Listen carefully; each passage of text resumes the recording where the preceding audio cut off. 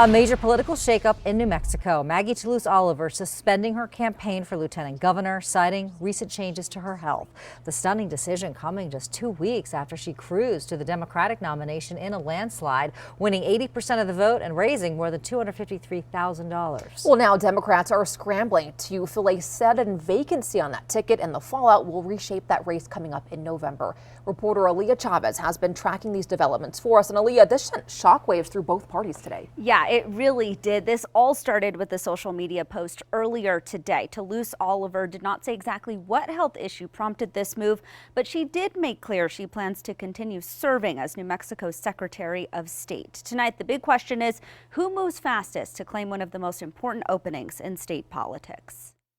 The Democratic Party State Central Committee will select the replacement. The race to become the Democratic nominee for lieutenant governor is now on, and it's starting immediately. But now the campaign is not among hundreds of thousands of Democratic Party voters. Now it's among 500 Central Committee members.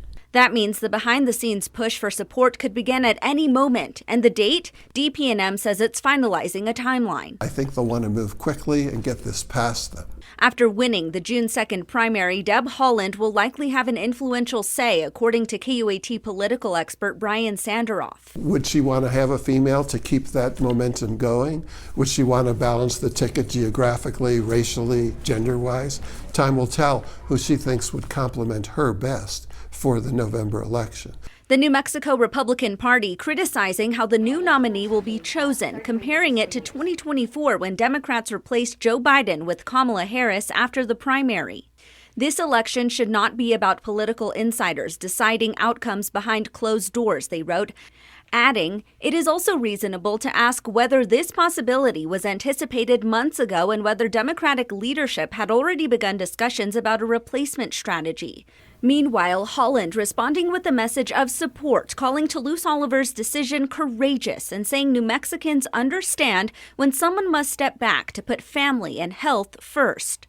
So who could possibly jump into this race? Well, I just got off the phone with State Senator Harold Pope Jr. moments ago. He tells me he is all in on his campaign to fill Toulouse Oliver's shoes and that he's praying for her.